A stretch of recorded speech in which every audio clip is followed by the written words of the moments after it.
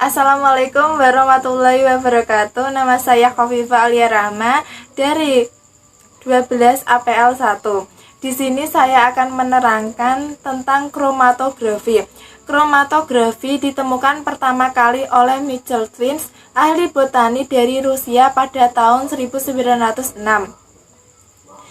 Dalam eksperimennya, Twins memisahkan pigmen tumbuhan berwarna pada kolom berisi serbuk kalsium karbonat, dan dari pekerjaan muncul istilah kromatografi.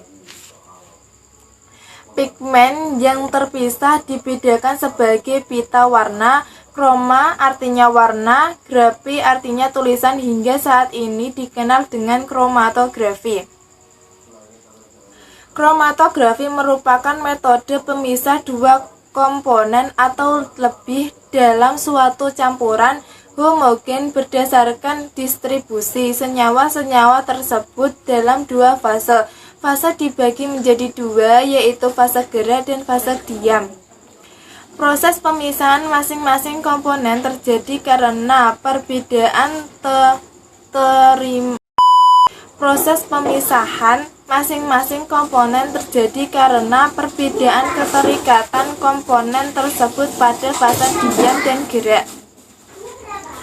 Perbedaan keterikatan dapat diketahui dari koefisien distribusi, kelarutan, muatan ion, daya adsorbansi, ukuran molekul, dan sifat-sifat fisika yang lain.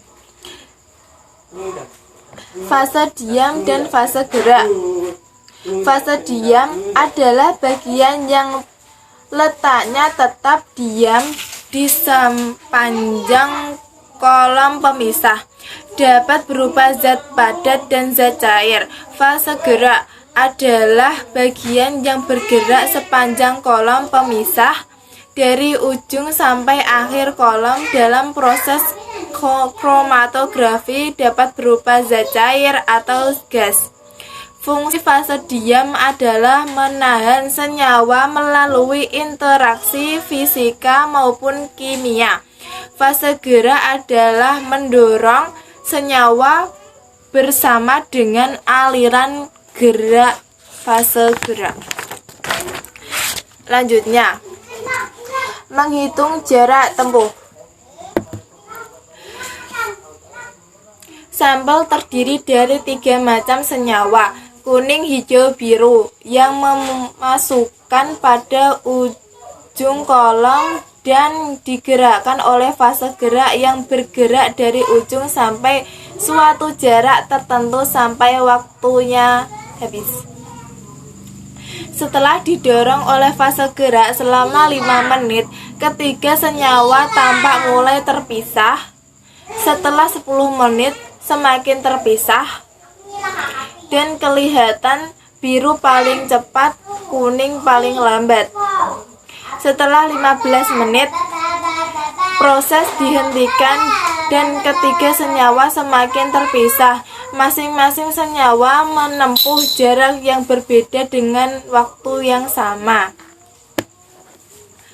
Nilai faktor tensi.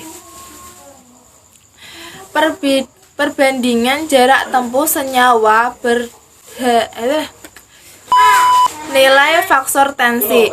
Perbandingan jarak tempuh senyawa terhadap pelarut dikenal sebagai faktor retensi atau RF.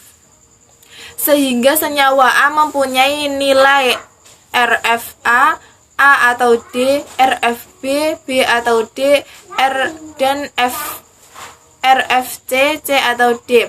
Nilai RF senyawa mempunyai rating 0 kurang dari RF lebih dari 1.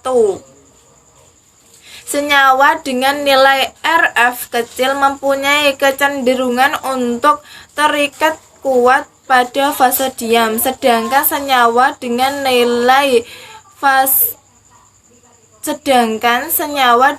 nilai RF besar lebih kuat didorong atau berinteraksi dengan fase gerak.